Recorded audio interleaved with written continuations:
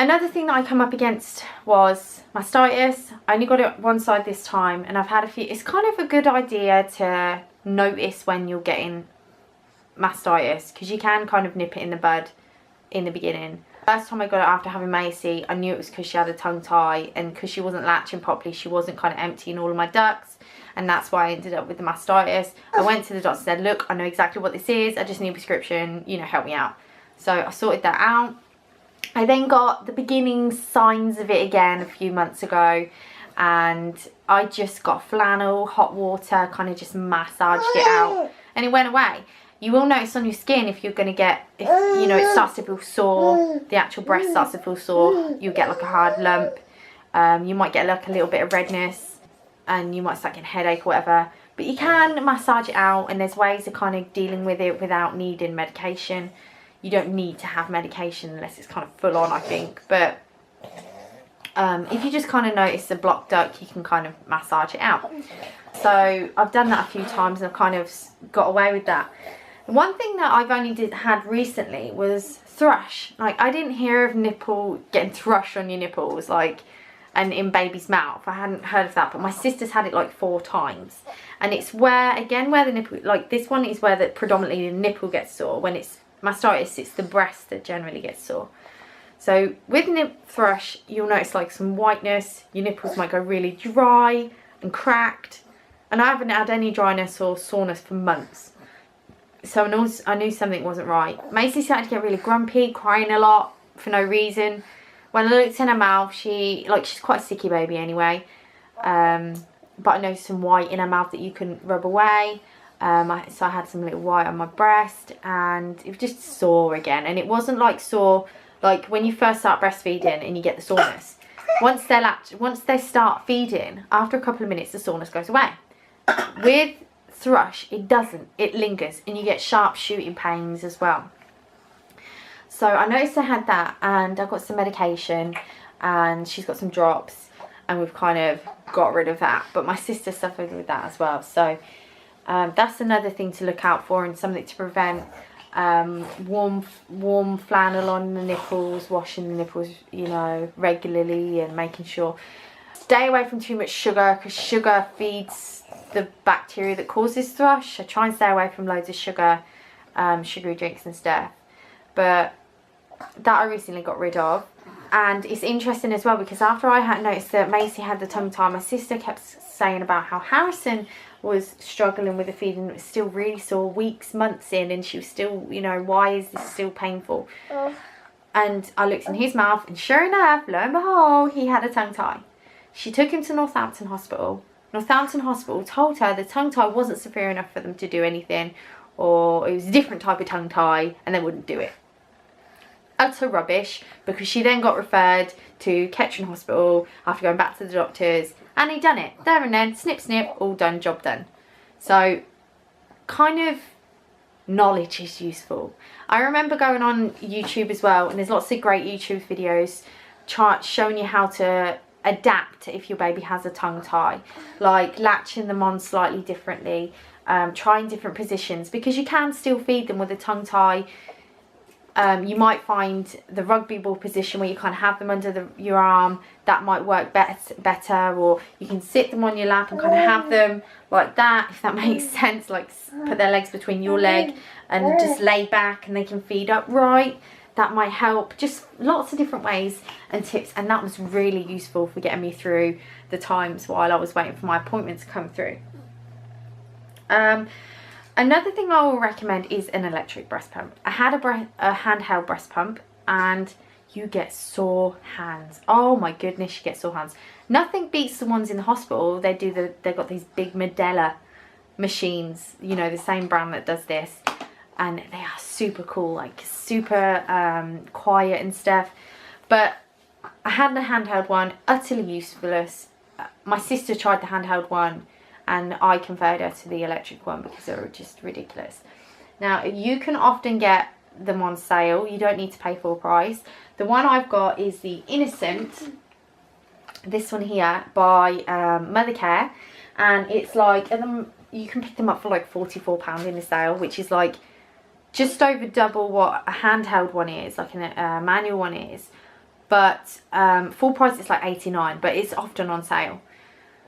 But it's like, when you think about how much a can of milk's going to cost you at £10 a week, sometimes more if you go through more than one a week, and you're gonna when they're small, that worth every penny. It's mimics how they feed, you know. It's can be a little bit loud, I think. My sister said her one's loud, but I don't really notice it. I think it's everyone's a bit different, but it's a godsend. It's fantastic, and I plan to use that a lot more when I go back to work. I'm already kind of getting stores up and putting them in the fridge for when I go back to work. I'm using like these to store them in the freezer, because they're already sterile inside. You can write, you know, when you've pumped it, you know, the volume, the name, whatever, if you have more than one baby, and just whack it in the fridge. You pull this part off and just, you know, put them in the freezer, and they'll last for like, I think 6 months they last in the freezer. That's really useful. Also, the best breast pads ever are these. I'm not sponsored by this brand, but these breast pads, again, I have tried loads of different times. Supermarkets, Boots, Mother Cares. These are worth every penny. They are super absorbent. These are the only breast pads that I can use that don't leak through my clothes. Even when ridiculously full, they don't generally leak through my clothes. They come like individually wrapped, you know, like this. They are quite big as well. They've got adhesive either side. I'll just show you. Like, it comes like that. You fold it out and it's got like an adhesive each side. You peel it off, stick it on your thing. I tried the reusable ones, trying to be eco-friendly, and just the embarrassment of them leaking all the time. And on top of that, because they're thicker, because they're made of fabric, they're much thicker, and you can see them really badly through certain clothes. Moving on to clothes, I brought 2 specific breastfeeding tops. The kind where you have the strap and then you have like a section that kind of lifts up or whatever. And I love them, and I bought them in the sale. But you don't need to buy that stuff. You can find, like, even in your own clothes, like going out and buying fashionable clothes. I mean, there are some stuff that's just no go. Like anything kind of tight around my waist that I can't lift up, I'm not even going to waste my time. But there's a lot of fashionable clothes that you can use. Anything with like a zip or buttons. You can wear, like, I sometimes wear like normal tops with a vest top underneath. Like, you can buy this band that goes around your stomach to, you know, if you don't want some people to see your stomach while you're feeding your child. But I'd rather just wear like cheap, you know, Primark vest tops underneath and just do that, you know. And you can, and because they're cheap and they're generally, you can get like elasticy ones, they'll pull down, so you can pull your top up and pull the strappy vest down, if that makes sense. And so I get away with that. I only have 2 maternity breastfeeding tops, and I wear them sometimes, but generally I really like just having my own clothes with the vest top underneath, and that's really useful. Anything else? Boppy pillow. Now, I bought a boppy pillow, and again, it's super useful. I feel like it's really firm. This is mine, and it comes like in a bag with a handle. This is my boppy pillow. They are super firm, super thick. I've found a couple of alternatives, but this is just really dense, and it's really useful. And you can use it for when they're like sitting up. Like Macy's learning to sit up now, and I put this around her, and it's really useful. And it means, again, like I say, you can prop the baby up and you don't need to use your hands. If you have multiple birth, that could be useful as well, I imagine. So the boppy pillow is really useful, but you can just use regular pillows. I remember after I had Oliver, being in hospital, being awake at like 4 in the morning, a nurse coming in to just check on us, and I'm sat there doing a crossword, feeding Oliver, and she's like, this is hilarious, like multitasking. Right, let me just I'm just going to have a quick look at my phone, see if there's anything else I have forgotten to mention. Dummies, yes or no? Oliver had dummies. Bradley and Joshua both had dummies. At 6 months decided they didn't like them, and they were both fed. Oliver, after a couple of weeks, had a dummy, and I had no problem in flitting between the 2. Macy, I got to, I can't remember exactly how many weeks. She was a couple of months old, and then she was like teething, and I think when the teething starts, the dummy becomes quite useful. I think it's more so when they start teething, because sometimes they just need something to just like bite on and stuff, you know, and you don't want them doing that to your nipple. Also, Macy has got 2 teeth. She got 2 teeth a couple of months ago, and I was shocked. And she sometimes, and you think teeth and breastfeeding, no, but I've carried on with it, and there's been a couple of times where she's kind of bit, and she'll look at me with this little grin, and she'll kind of pull, and you know, there's been some eye-watering moments, but generally she's fine. She's a good girl. How to unlatch your baby as well is interesting. Obviously I'm not going to get my boob out and show you, but when they're feeding, if you just get your little finger in the corner of their mouth, they'll unlatch. Don't pull them. Don't pull them. I made that mistake. So dummies, there is nothing wrong with dummies and breastfeeding. I guess some babies might get confused, but mine didn't, so I used dummies. Bottles, moving between bottle and breast. With Oliver, Oliver really didn't know what he was doing, and he kind of preferred the breast.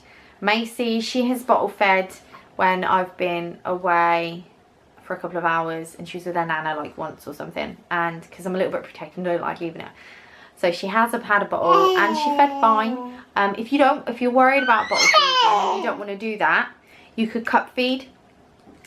There's loads of information on how to cup feed, and Macy done that well. I don't feel like there's a lot of support for breastfeeding mothers, and I think that's a shame. It's awful that you have to seek it out, like it's not offered to you. You have to ask for help. Your health visitors are fantastic, you can ask for help from there, but there's generally breastfeeding support people around, and they can help move stuff along. Like I was quite close to mine, I could text her whenever I felt like there was a problem, and she'd come around that week if I needed her to and give me support. My sister lives in a town, and when I lived in that town as well, I had the same problem. There wasn't the support available, and it can make you feel like you're failing, which is a shame. And there's so much miscommunication about like different methods, and you know, women are made to feel like they're doing it wrong all the time, and you're not doing it wrong. Every baby's different, every person's different, nobody's boobs are the same, you know, and no one should feel like bad about how they feed their baby. It's personal preference. And you know, I think it's good to read lots, but I also think you should trust your instincts. And if you think something's not right, you push for that. Like I say, my sister got told hers was wrong. How many times has somebody gone to that hospital and been told that their child has a tongue tie, but there's nothing they can do, it's wrong, you need to go to the other hospital, get a referral? And she did, and that was really good. But how many other women have been in that situation and not had the help? So yeah, I think support is needed, more support's needed, but trust your own instincts. Babies can get colic, babies can have wind problems, acid reflux, whether they're bottle fed or breastfed. Also, there's another thing I want to remember, food. Certain things you eat can sometimes change how the baby feeds and what their nappies are like. And you know, you might find that sometimes your baby has a tummy ache, and it could be something you've eaten or something you've drank. So sometimes if your baby has a stomach ache, pay attention to what you might have had that could have caused that. If you've had something really spicy, that might affect your breast milk. TMI, I didn't have my periods for like a couple of months. I'm only like on my second now, Macy's 7 months, so like I think 5-6 months I had no period. But some people go longer than others. Don't trust that that's going to be contraception, because some people have been known to get pregnant whilst breastfeeding. I also noticed that my baby gets fussy around the time I get my time of the month, and I think that could be to do with hormone changes. Maybe they noticed that, but then after my time of the month, she starts feeding normally again. So I'm kind of glad my periods have come back, because I like that monthly reassurance that I'm not pregnant. Weaning and breastfeeding, you know when it's right for your baby, but really for that first 6 months I wasn't really fussed about giving her anything else other than breast milk. You know, and mainly the stuff that I've introduced now is because she's teething and she needs something to just bear down on, so she has like rusk and stuff, and I've started to give her more baby foods and stuff, but generally the first 6 months I wasn't really that bothered about giving her baby food. Anyway, I know this has been a really long video and I'll probably, you know, edit a whole load of my rubbish out. But I really appreciate you watching and I really hope this has helped somebody.